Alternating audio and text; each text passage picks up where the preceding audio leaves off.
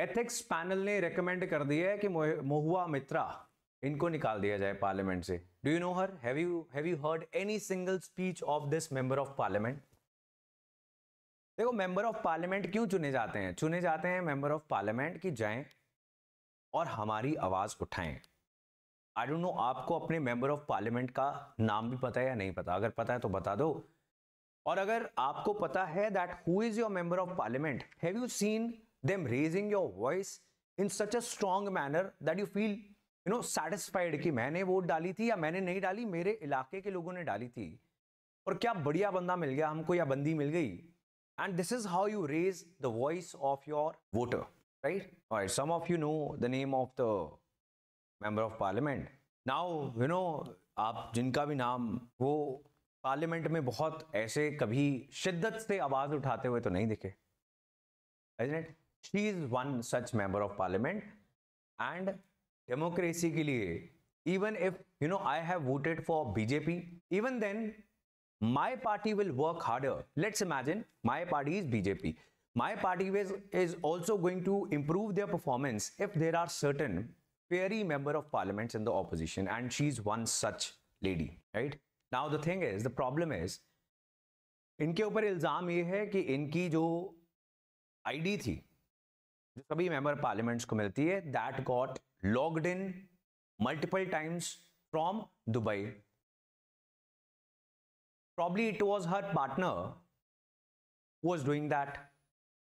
Then second इनके ऊपर allegation ये है that she got some cash for query. Cash for job scams आपने सुना होगा, सरकारी नौकरी मिलेगी, पैसा दे दो इतना.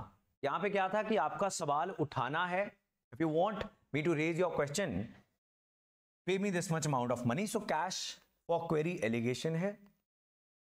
और इसके लिए एक पैनल बना था, एथिक्स पैनल लोकसभा का.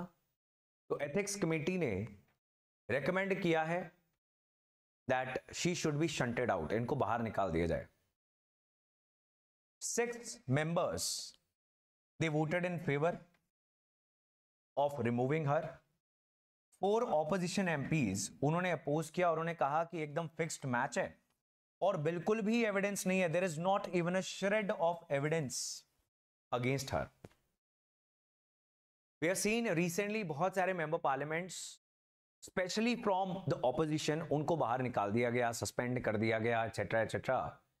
फॉर इंस्टेंस राघव चड्डा, संजय सिंह और भी बहुत सारे ऑपोजिशन के मेंबर पार्लियामेंट्स. लेकिन हमारे भारतीय जनता पार्टी के एक मेंबर पार्लियामेंट थे जिन्होंने एक मुस्लिम मेंबर पार्लियामेंट को बोला मुल्ला and beep beep beep in the parliament, right? अभी भारतीय जनता पार्टी ने उनके खिलाफ कोई एक्शन नहीं लिया था एंड दे आर सेइंग कि नीतीश कुमार को माफी मांगनी चाहिए जो उन्होंने बिहार की असेंबली में कहा, और उन्होंने मांग भी ली.